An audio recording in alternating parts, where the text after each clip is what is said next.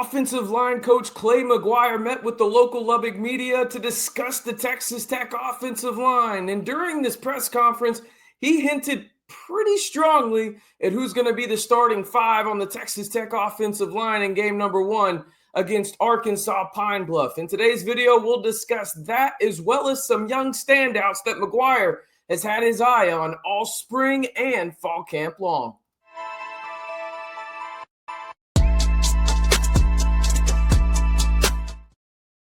Hey, how's it going, everybody? Welcome into the Red and Black Report. I am your host, RC Maxfield, and we're getting close here, people. We're getting really close to kickoff here, and you know what that means. We're starting to get rumblings on who could be the potential starters at key positions for the Red Raiders headed into 2025. And in today's video, we'll discuss the offensive line because Coach Clay McGuire, he did not hold back. I absolutely love Coach McGuire, not only as the head coach, but as the offensive line coach. But on the offensive line side of things, you can tell that there has been a development, really emphasis on this position group. And I think he's done a phenomenal job so far. We'll talk about some young players here in a second. But let's get to his, announcement, question mark, of starting the offensive line for game number 1 against the Lions of Arkansas Pine Bluff. He was asked, and basically Clay McGuire says he thinks he has the starting 5 kind of set. Now, he did mention that there is some position battles going on, but later on, when asked who was the projected starting 5 on the offensive line for the Red Raiders in week number 1, he basically just went right to it and started naming guys. Starting at left tackle, Howard Sampson. No surprise there, the UNC transfer. You got Will Jados at left guard. That is surprising because early on in spring, we thought maybe he would start on the right side of things, but instead they kicked him inward into left guard. It sounds like you're going to have 2 mountain of men on the left side of the Texas Tech offensive line. Howard Sampson, 6'6", Will Jados, 6'8". Howard Sampson's 340, Will Jados is 315. 2 mountains of men right there. Sheridan Wilson at the starting center spot. We figured that. At right guard, you have Davon Carter, who has returned to Texas Tech for another year. Shout out to the JUCO rule there. He will be the starting right guard, according to Coach McGuire. And then at right tackle, maybe the biggest battle in all of camp, outside of maybe the kicker position, right tackle between Hunter Zambrano and really the darling of camp on the offensive line, Jacob Ponton, has gone, well, the younger classman's way, at least according to Coach McGuire. As it stands right now, the starting 5 for Texas Tech would be Sampson, Jados, Wilson, Carter, and Jacob Ponton at right tackle, beating out Hunter Zambrano, Now, he did mention Hunter Zambrano is still in the mix. He's battling his way through injury, but he was absolutely, it felt like he was starstruck damn near how he was talking about Jacob Ponton and how even last year he thought, hey, maybe we should have started him in a couple of games, and they were too kind in terms of some of the players that played last year and not trying to hurt feelings or whatever it may be, right? But Jacob Ponton is a guy that this staff really, really loves. And again, it's a testament to the development aspect of things for Clay McGuire, something that was pivotal for Texas Tech with all of these young guys, whether it's Sills, Ponton, Davis, Hendricks, whoever it is. And we'll mention a couple others here in a minute. Ponton is maybe the pride example of that. And he actually said about Ponton, like, the sky's the limit for him. And this is a guy that you think about how he played last year in the bowl game against Arkansas. He was one of the few bright spots for the Red Raiders in that game. He probably should have played a little bit more, according to Coach McGuire last year. But instead, it sounds like right now he is on track to be the starting right tackle for the Red Raiders. He also talked about depth. Hold on a second. Depth in Texas Tech offensive line is just not something we have heard in really the past, decade. So I had to take a moment there just to make sure I was reading my notes right, almost in a way where it was like, did he really say depth? He did. He says he actually feels really good about the 2 deep. He thinks that there's about 10 guys that he feels confident in terms of game reps, and he has a quality 2 deep.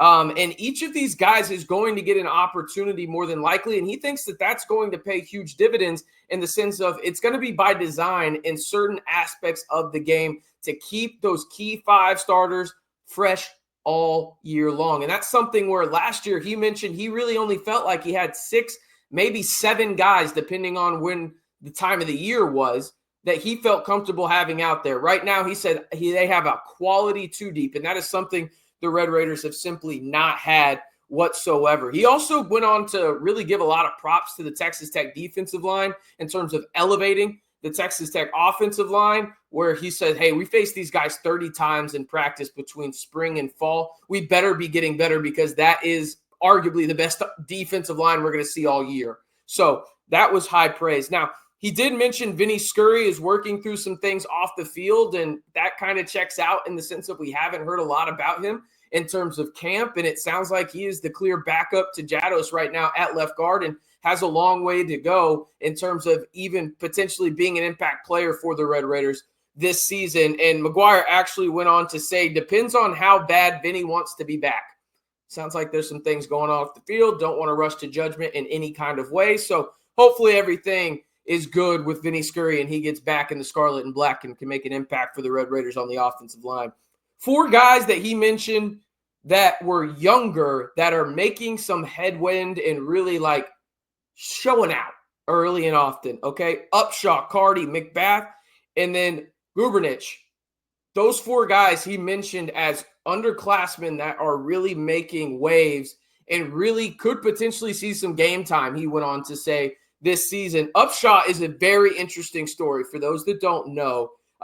He came in as a walk-on, came in from a school that point blank in high school was just not very good, but Texas Tech had a connection, according to Clay McGuire, where his high school coach, Upshaw's high school coach, I should say, was a Red Raider. So he reached out on Upshaw's behalf and said, hey, coach, I got this guy. He's being under-recruited. We don't get a lot of D1 looks. You should come check him out. They give him a walk-on opportunity, and he is taking it and running with it. Just a fascinating recruiting story. He is a hard worker, according to Coach McGuire, has put on weight and has a natural athleticism that plays to the level. And again, he will play for Tech at some point, maybe even early this year in terms of maybe those non-con games. If they get out of hand, they want to get these younger guys live game reps in the right circumstance. Obviously, they want to start those 5, get them live game reps together because that's going to be the fundamental base of the Texas Tech offense. And again, the starting 5, according to Coach Clay McGuire,